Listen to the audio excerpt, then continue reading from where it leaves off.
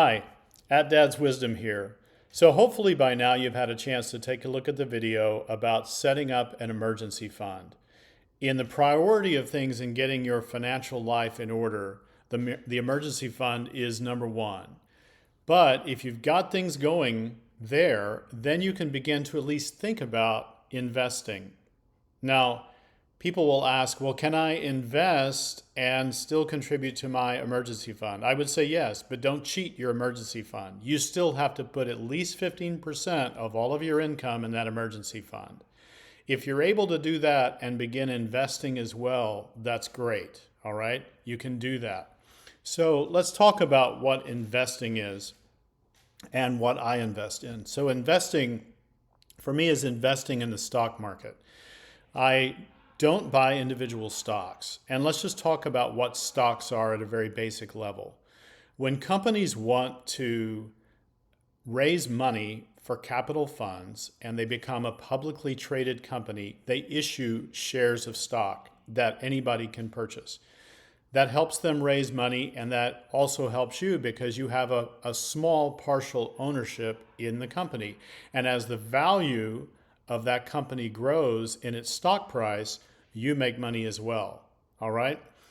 This video is not about trading stocks. I'm not advising to do that. What we're going to learn how to do is invest, and invest in mutual funds.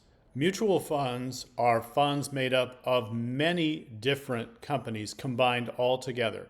They may have something in common, like a common industry that they're in, or maybe they're about the same size, or they have a similar growth pattern. But the point is that they have something in common, and a mutual fund may be made up of 5, 10, 50, even 100 different companies that you get to invest in the fund, and then that fund is invested in all of those. That's how that works.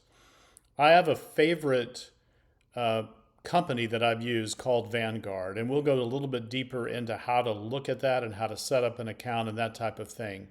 But mutual funds, or there's an equivalent called exchange traded funds if you use like E-Trade, those are similar kinds of things where you're invested in many companies.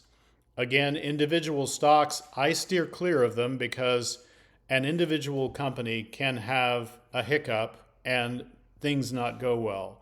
But if you're in a mutual fund, you're more diversified.